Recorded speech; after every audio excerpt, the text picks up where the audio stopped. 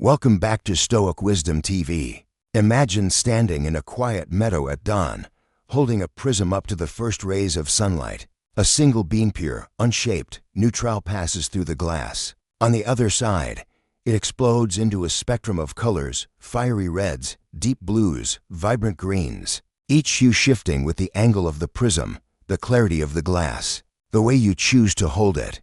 The Stoics, those ancient philosophers who wrestled with life's deepest questions, saw the human mind in much the same way. The events of the world, moments of joy, pain, triumph, or loss, are like that beam of light. They arrive without meaning, without malice, without power to shape your soul unless you grant them that power. What you experience, what you feel, what you become depends entirely on how your mind refracts those events. You choose to bend, twist, or clarify them. Marcus Aurelius, the Roman emperor who faced war, betrayal, and plague while scribbling his private thoughts in a tent by candlelight, put it best: the soul becomes dyed with the color of its thoughts. Your inner world, your peace, your turmoil, your strength, or your despair is painted by the way you perceive life's raw materials. This isn't a gentle nudge toward mindfulness or a feel-good platitude. It's a call to arms, a challenge to seize control of your mind and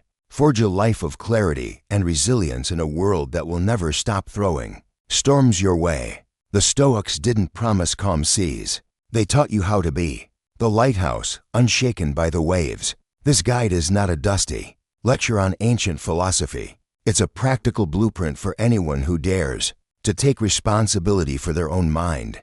It's for the person who wants to rise above the noise of modern life: endless notifications, the outrage, cycles, the pressure to conform and build something unshakable within. Over the next 10,000 words, we'll walk together through the Stoic principles that can transform chaos into clarity, adversity into strength, and uncertainty into purpose. Each chapter is a stepping stone toward what the Stoics called apatheia, not apathy, but a profound freedom from being enslaved by things beyond your control. Let's begin. Life is messy. People will cut you off in traffic, colleagues will undermine you, plans will unravel, and the world will rarely bend to your wishes. The Stoics didn't sugarcoat this reality. They stared it down and said, "Bring it on."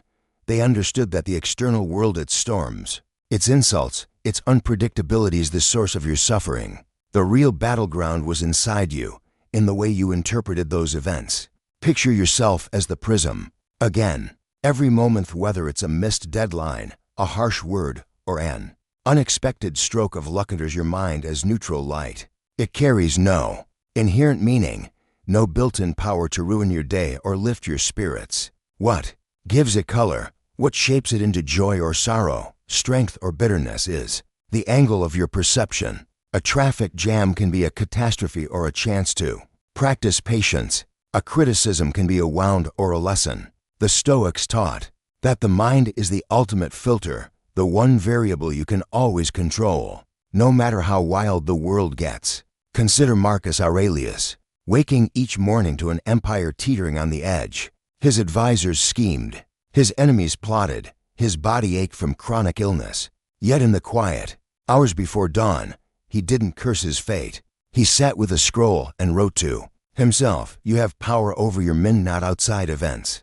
Realize this, and you will find strength." This wasn't blind optimism. It was a hard one. Truth, forged in the crucible of a life that refused to grant him peace. Marcus knew that calm wasn't found by silencing the world's chaos, but by mastering how he saw it. In today's world, this principle is more vital than ever. We're bombarded with stimuli-breaking news, social media feuds, endless demands on our time. It's easy to feel like a leaf in a hurricane, tossed by forces beyond your control. But the Stoics remind us, you're not a leaf, you're the prism. You decide what color the light takes when it passes through you. Practice. Each evening, grab a notebook and jot down 3 moments from your day that threw you off balance: a rude email, a stressful meeting, a personal setback. Next to each, write one way you could have reframed it. Ask yourself, how would a Stoic see this? Maybe the rude email was a chance to practice empathy for someone having a bad day. Maybe the stressful meeting was a test of your composure. Over time, this habit rewires your mind to see challenges not as threats, but as opportunities to shape your inner world. To live is to face uncertainty.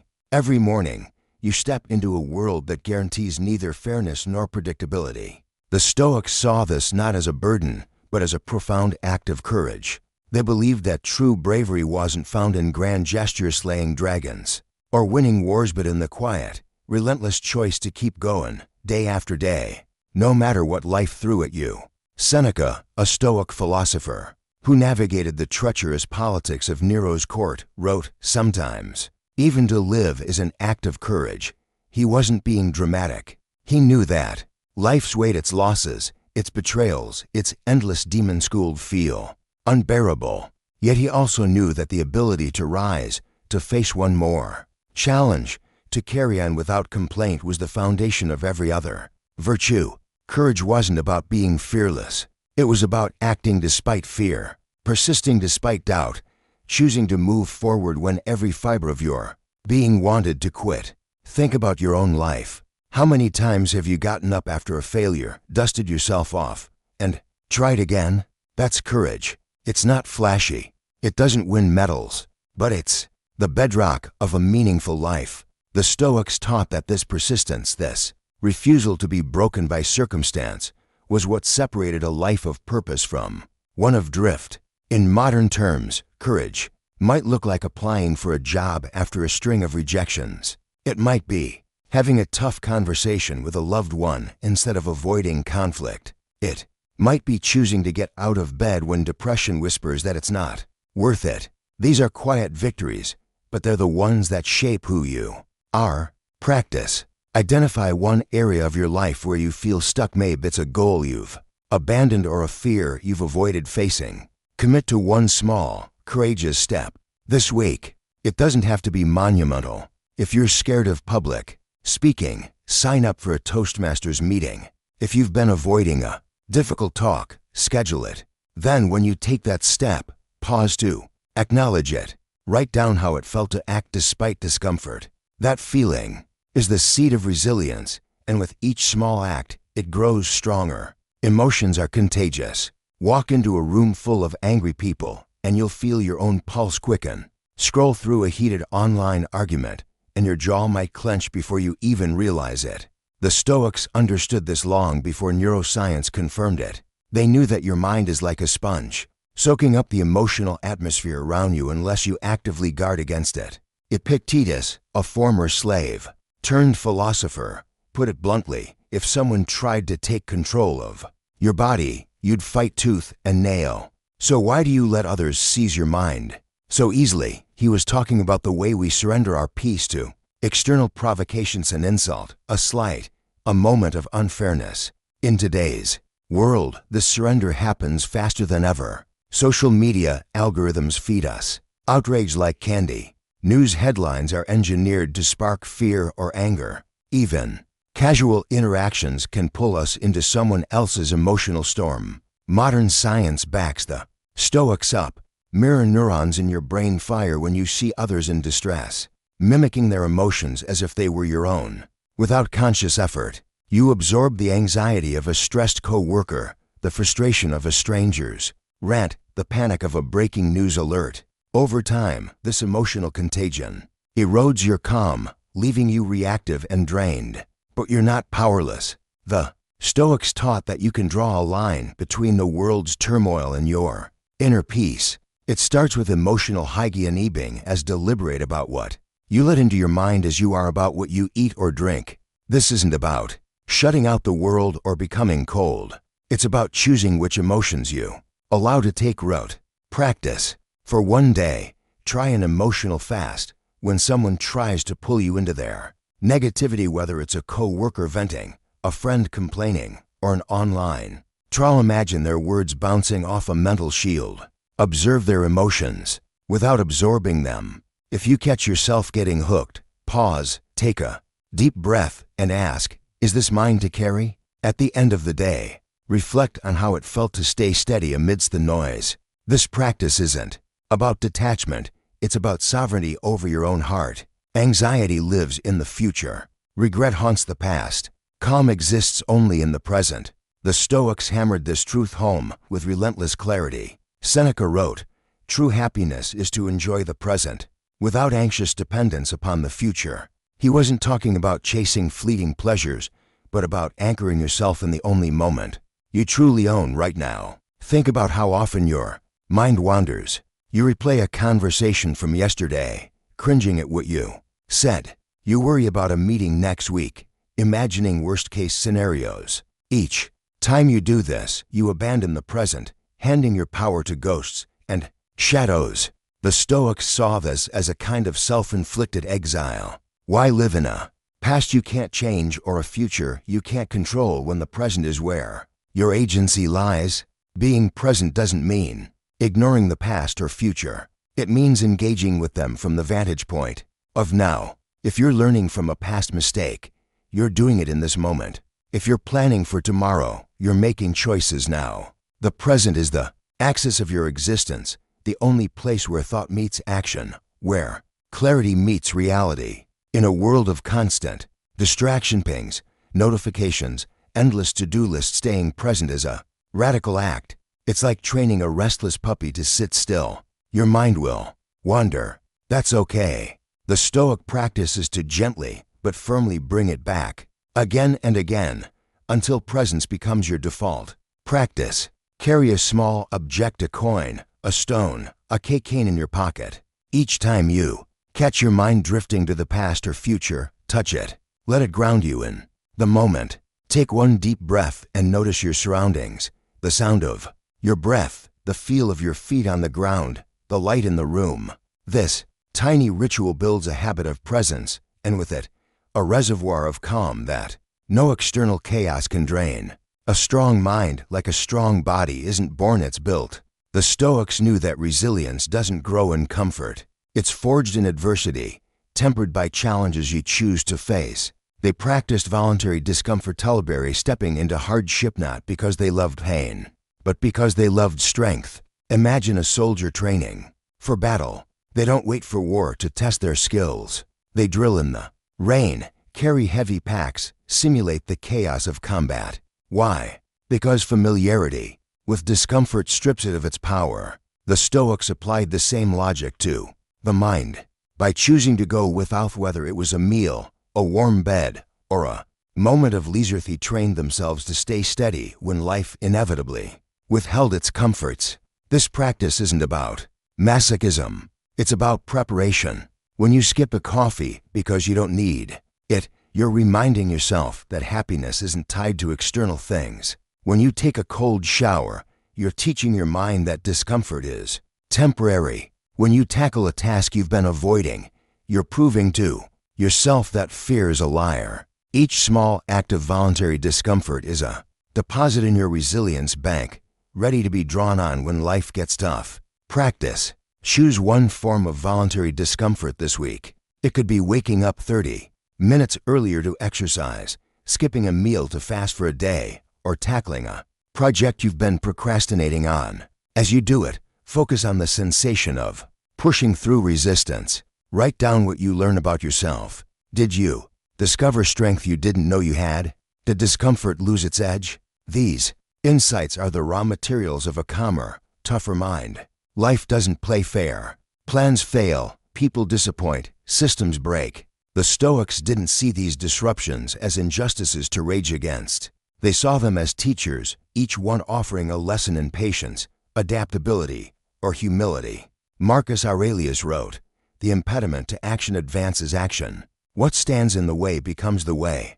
This wasn't poetry, it was strategy. Think of an obstacle in your life right now. Maybe it's a job loss, a strained relationship, or a goal that keeps slipping out of reach. It's tempting to see it as a roadblock, something to curse or avoid. But the Stoics flipped the script. They asked, "What can this teach me?" A job loss might reveal strengths you didn't know you had. A strained relationship might force you to practice forgiveness. A missed goal might sharpen your persistence. Obstacles don't block the path, they are the path. This mindset transforms adversity from a curse to a curriculum. When your flight gets canceled, it's a chance to practice calm under pressure. When a colleague snaps at you, it's an opportunity to respond with grace. Each challenge is a gym for your soul, a place to lift the weights of patience, courage, and wisdom. Practice. The next time something goes wrong, a delayed project, a misunderstanding, a personal setback, pause before reacting. Say to yourself, this is my teacher. Then ask, what is this moment here to teach me? Write down one lesson it offers, whether it's patience, resilience, or letting go of control. Over time, you'll start to see obstacles not as burdens but as invitations to grow. Your attention is your most precious resource. Where it goes, your life follows. The Stoics treated their focus like a fortress, guarding it against the trivial, the toxic, and the fleeting. They knew that what you let into your mind shapes who you become. As Epictetus said, you become what you give your attention to. In today's world, your attention is under siege. Social media scrolls, news alerts, and endless entertainment options compete to hijack your focus. Each ping on your phone is a thief stealing a piece of your clarity. The Stoics would have seen this as mental pollution, a slow poisoning of your inner peace. They'd urge you to stand guard at the gates of your mind, letting in only what strengthens your character and sharpens your purpose. Guarding your attention isn't about isolation. It's about intention. It's choosing to read a book over doom scrolling, to have a real conversation over skimming headlines, to reflect in silence over numbing out with noise. Every choice you make about where to direct your focus is a brick in the wall of your inner fortress or a crack that lets chaos slip through. Practice. Audit your attention for 1 week. Track how much time you spend on distraction, social media, TV, mindless browsing. Then eliminate one source of noise, like muting notifications or cutting out a news app. Replace it with something that nourishes your mind, a podcast, a journal, a walk without your phone. At the end of the week, note how your mental clarity shifts. Did you feel calmer, more focused?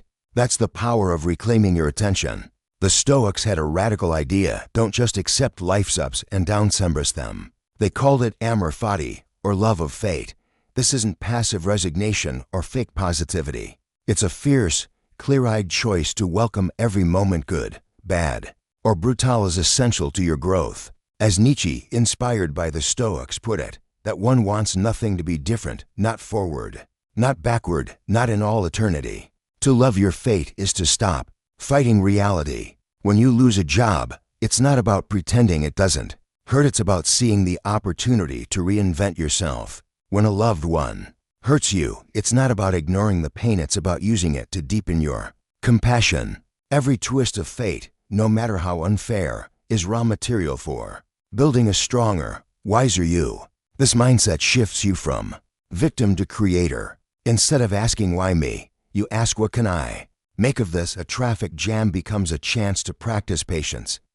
Failure becomes a lesson in resilience. Even tragedy becomes a call to find meaning. By loving your fate, you reclaim your power to shape your story. Practice. Each morning for a week, start your day with this mantra: whatever happens today, I welcome it as necessary for my growth. When challenges arise, repeat it silently. At the end of the day, reflect on how it changed your perspective. Did a setback feel less like a punishment and more like a puzzle? That's amor fati in action, turning life's chaos into your canvas. Between every event and your reaction lies a tiny space. In that space is your freedom. The Stoics mastered the art of pausing off, stepping back before anger, fear, or impulse could take the wheel. Epictetus said, there is only one way to happiness, and that is to cease worrying about things which are beyond the power of our will. The pause is how you reclaim that power. When someone cuts you off in traffic, your first instinct might be to honk or curse. Pause. When a co-worker snaps at you, you might want to snap back. Pause. That brief moment of restraint is a rebellion against reflex, a chance to choose wisdom over habit. It's not about suppressing emotions, it's about giving yourself room to respond with clarity. In a world that rewards instant reactions, think Twitter feuds or knee-jerk emails, Stoic pause is a superpower. It's the difference between a regretful outburst and a measured response, between escalating a conflict and diffusing it. With practice, that Pause grows wider, giving you more control over your inner world. Practice. For 1 week, practice the Stoic pause whenever you feel triggered. Before responding to an insult, a frustration, or a fear, count to 5 silently. Notice how the urge to react often fades. Write down one instance each day where the pause helped you respond better. Over time, this habit builds a calm that's not just reactive but rooted in choice. The Stoics didn't shy away from death. They leaned into it, not out of gloom, but out of clarity. Memento mori, remember you will die, was their daily meditation, a reminder to focus on what matters. Seneca wrote, "Let us prepare our minds as if we'd come to the very end of life. Let us postpone nothing." Death is the ultimate perspective shifter. When you remember that your time is finite, petty arguments lose their sting. Social media drama feels trivial. The pursuit of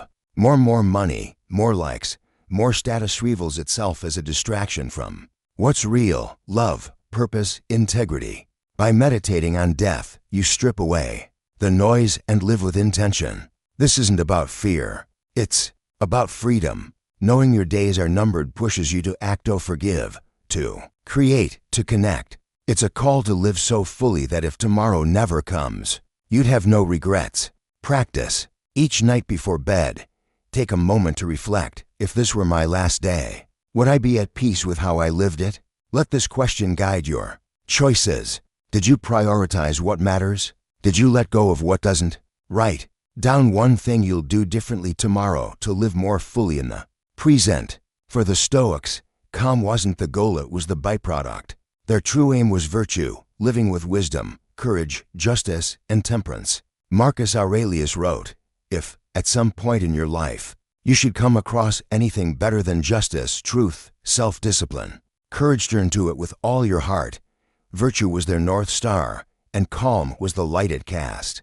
To live virtuously is to align your actions with reason and integrity, even when it's hard. It's choosing honesty over convenience, courage over comfort, fairness over self-interest. Each time you do this, you strengthen your inner fortress, making it harder for external chaos to shake you.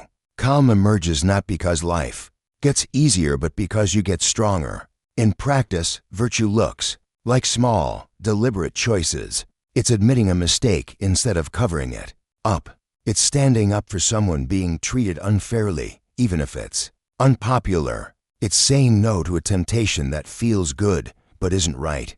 These choices build a life that's not just calm, but meaningful. Practice.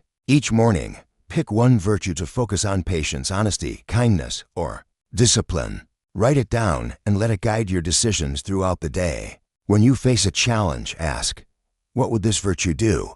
At night, reflect on how it shaped your actions. Did you feel steadier, more grounded? That's the calm of a life well lived. The Stoics didn't offer a shortcut to happiness. They offered something better, a way to thrive in a world that's messy, unpredictable, and often unfair. By seeing yourself as the prism, embracing discomfort, loving your fate, and living with virtue, you build a mind that's not just calm but unbreakable. This path isn't easy. It takes practice, patience, and relentless honesty. But with each step, you'll find yourself less at the mercy of life's storms and more in command of your inner world. You'll discover that calm isn't something you chase, it's something you create moment by moment, choice by choice. So start today. Pick one. Practice from these chapters and commit to it. Pause before reacting. Reframe a challenge. Guard your attention. Love your fate. Live with virtue. The world will keep spinning with all its noise and chaos. But you'll stand firm, a prism refracting light into colors of your own choosing. If this message resonates with you, please like, share, and subscribe for more content that will help you create the life you truly deserve. Thank you for watching. See you in the next video.